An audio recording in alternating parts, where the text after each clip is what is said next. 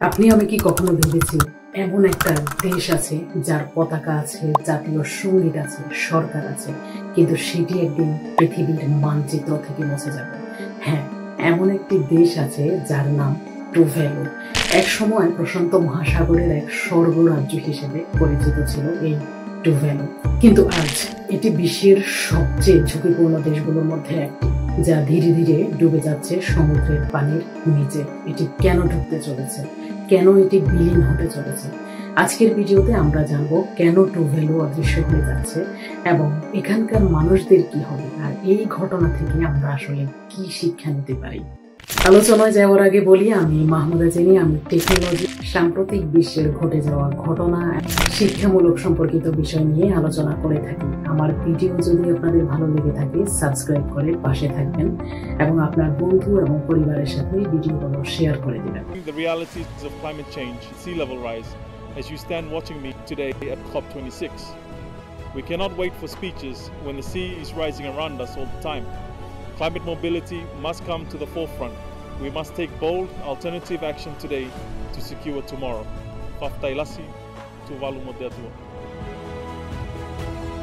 টুভ্যালু দক্ষিণ প্রশান্ত মহাসাগরের একটি ছোট দ্বীপরাষ্ট্র। এর আয়তন মাত্র 25.14 বর্গ কিলোমিটার। এর জনসংখ্যা মাত্র 12,000।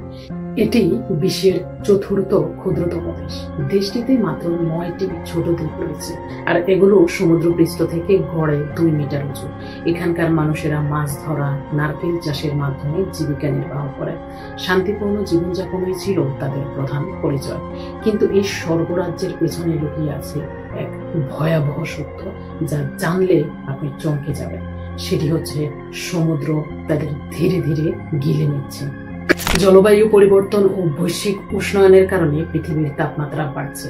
এর ফলে মেরু অঞ্চলের বরফ গলছে আর সমুদ্র পৃষ্ঠের উচ্চতা প্রতি বছর বাড়ছে। বিজ্ঞানীরা বলছেন গত 30 বছরে সমুদ্র পৃষ্ঠের উচ্চতা গড়ে 20 সেন্টিমিটার বেড়েছে।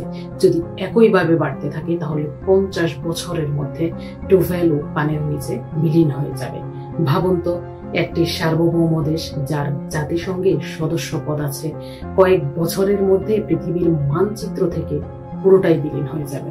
এখন আপনাদের মনে প্রশ্ন জাগতে পারে, তাহলে টুভ্যালুর মানুষের কি হবে? এখানে প্রায় 12,000 মানুষ তাদের জন্মভূমি হারাতে চলেছে।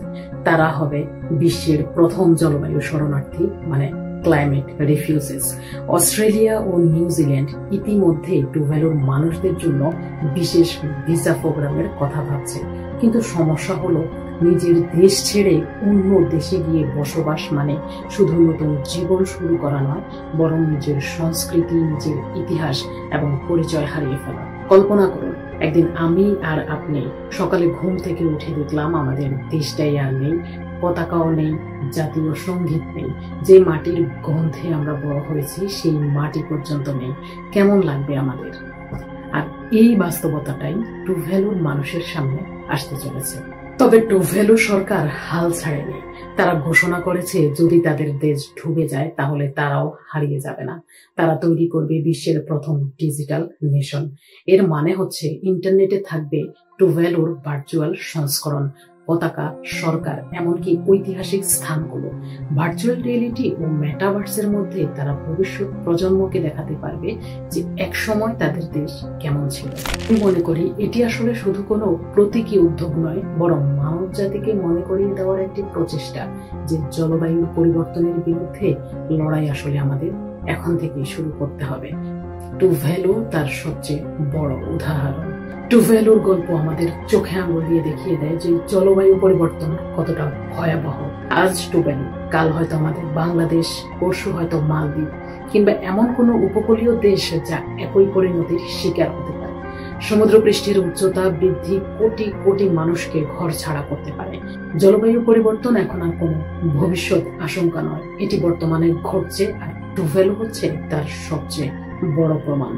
একটি দেশ পৃথিবীর মানচিত্র থেকে মুছে যেতে চলেছে, আর আমরা এখনো নিশ্চিন্তে বসে আছি। প্রশ্ন হচ্ছে, আমরা কি কিছু করতে প্রস্তুত? আমাদের ছোট ছোট উদ্যোগ যেমন প্লাস্টিক ব্যবহার কমানো, নবায়নযোগ্য জ্বালানি ব্যবহার বাড়ানো আর সচেতনতা ছড়ানো পৃথিবীকে রক্ষা করতে পারে। টু ভ্যালুর কণ্ঠস্বর যেন হারিয়ে না যায়, কারণ টু ভ্যালুর গল্প শুধু তাদের গল্প নয়, এটি আমাদেরও গল্প। বন্ধুরা, টু ভ্যালুর ভবিষ্যৎ নিয়ে আপনার কি মতামত? আপনি কি মনে করেন যে আমাদের দেশের মতো উপকূলীয় দেশগুলো একই হুমকির মুখে আছে? নিচে কমেন্ট করে জানাতে ভুলবেন না। ভিডিওটি যদি ভালো লেগে থাকে তাহলে একটি লাইক দিন, বন্ধুদের সাথে শেয়ার করুন এবং নতুন ভিডিওর জন্য চ্যানেলটি সাবস্ক্রাইব করে পাশে থাকুন। ধন্যবাদ সবাইকে। আসসালামু আলাইকুম।